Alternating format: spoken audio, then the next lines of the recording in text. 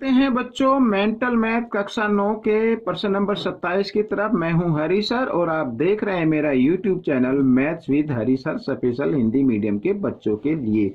यहां पर हम करने वाले हैं प्रश्न नंबर 27। आइए देखते हैं प्रश्न नंबर 27 क्या कहता है। इसको मैंने पहले से लिख के रखा हुआ है, ये देखिए।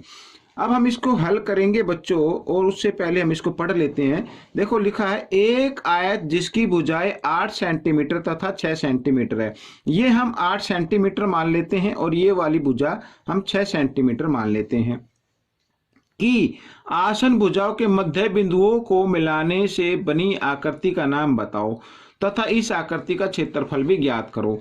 अब इसमें देखो इसके मध्य बिंदुओं को मिलाकर बनाया गया है, तो मध्य बिंदु को हम ऐसे इसको ज्वाइन करेंगे और इधर ये मध्य बिंदु को हम ज्वाइन करेंगे तो बच्चों यहाँ पर ये जो एंगल बनेगा 90 डिग्री का बन जाएगा। अब क्योंकि यहाँ पर ये पी क्यू आर ऐसे क्वाड्रिलेटरल बन गया, जिसके एक चतुर्भुज बन गया जिसके विकर्ण एक दूसरे को लंब समद्विभाजक करते हैं, और जिस चतुर्भुज के विकर्ण एक दूसरे को लंब समद्विभाजक करते हैं वो क्या होता है, एक समचतुर्भुज होता है। तो यहां पर मैं लिख देता हूं पी क्यू आर एस एक समचतुर्भुज है। ठीक है, ये है। अब क्यों है यहां पर वो भी लिख लेते हैं, क्योंकि हम जानते हैं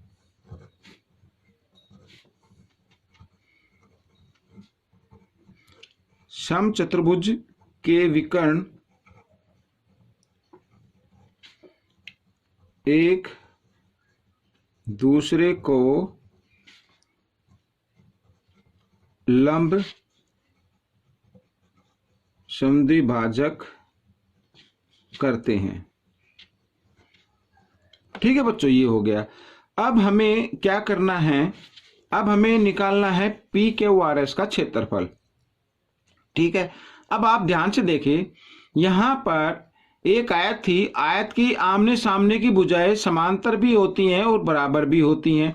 हमने यहां पर इस मध्य बिंदु को मिलाया गया है, तो ए बी बराबर होगी किसके, पी आर के, और ए बी पी आर के भी समांतर होगी। ठीक है, पी आर के भी क्या होगी, समांतर होगी। तो आइए हम इसको कर लेते हैं। देखो यहां पर त्रिभुज, ये देखो त्रिभुज पी एस आर, ये त्रिभुज बन गई ना पी एस आर, तो त्रिभुज पी एस आर व यहां पर देखो ए बी आर एस, ये एक समांतर चतुर्भुज बन गई।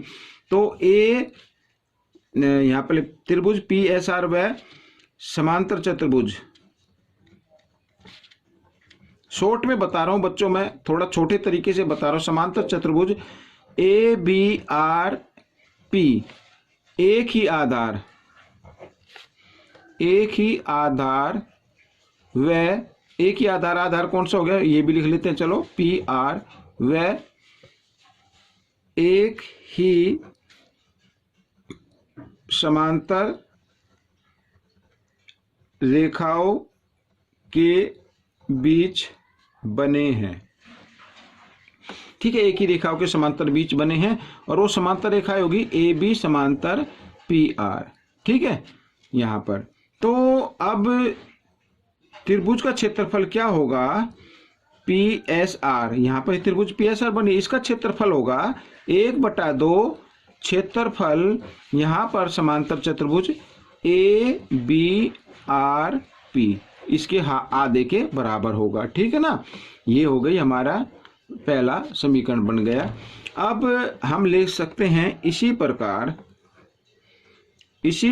ये, इसको मैं अब पूरा नहीं करूंगा, इसको मैं आपको शॉर्ट में बता रहा हूं। देखो इसी प्रकार त्रिभुज पी क्यू आर, ये नीचे वाली त्रिभुज देखिए पी क्यू आर, ये एक ही आधार पर बने हैं यानी पी आर पर है, और इसी आधार पर पी आर सी डी, ये एक समांतर चतुर्भुज बनी है। तो त्रिभुज का क्षेत्रफल इस समांतर चतुर्भुज के क्षेत्रफल का आधा होगा। तो मैं यहाँ पर लिख देता हूं क्षेत्रफल त्रिभुज यहाँ पर पी क्यू आर बराबर होगा आधा क्षेत्रफल बराबर पी आर सी डी के। ठीक है, ये समीकरण दूसरी आ जाएगी। समझ में आ गया। तो आपको अगर एग्जाम में आता है मेंटल मैथ के कंपटीशन में, तो आपको ऐसे छोटे तरीके से, इससे भी ज्यादा छोटे तरीके से आपको कर लेना है, आपको माइंड में करना है। ये थोड़ा मैं एक्सप्लेन कर रहा हूं, इसे थोड़ा टाइम लग रहा है। अब देखो 1 व 2 को जमा करना है, 1 व 2 को जमा करने पर तो यहां पर क्षेत्रफल, इसको त्रिभुज PSR जमा क्षेत्रफल त्रिभुज PQR, ठीक है, बराबर आधा क्षेत्रफल यहां पर ABRP जमा आधा क्षेत्रफल, इसका मैं नीचे लिख देता हूं, इधर दो जगह कम है, तो PRCD, ठीक है, इस तरीके से। अब दोनों यहां पर दोनों त्रिभुज को हम जमा कर दे तो PQRS बन जाता है। तो लिख देते हैं क्षेत्रफल PQRS, ठीक है, ये एक चतुर्भुज बन गया, बराबर होगा, इसमें से आधा कॉमन ले लो और क्षेत्रफल, और दोनों यहां पर ये दोनों त्रिभुज हैं, इनको अगर हम जमा कर दे तो ABCD बन जाएगा ना। तो यहां पर लिख देता हूं ABCD, इस तरीके से।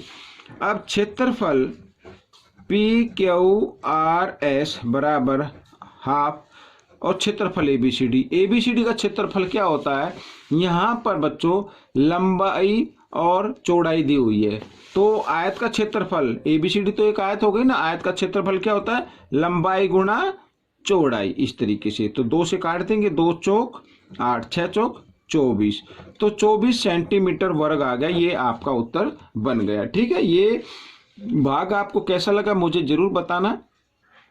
एक चीज मैं आपको बताना चाहूंगा, वो ये कि आप माइंड में आप कर सकते हैं, ठीक है, मध्य बिंदुओं से मिलाकर जो भी आकृति बनती है उसका क्षेत्रफल हमेशा आधा ही होता है, जिसके मध्य बिंदु को मिलाकर बनाया गया है उससे, ठीक है। यहाँ पर ABCD के मध्य बिंदु जो है, भुजाओं के मध्य बिंदु को मिलाकर बनाया गया है, तो PQRS का क्षेत्रफल ABCD के आधे के बराबर होगा।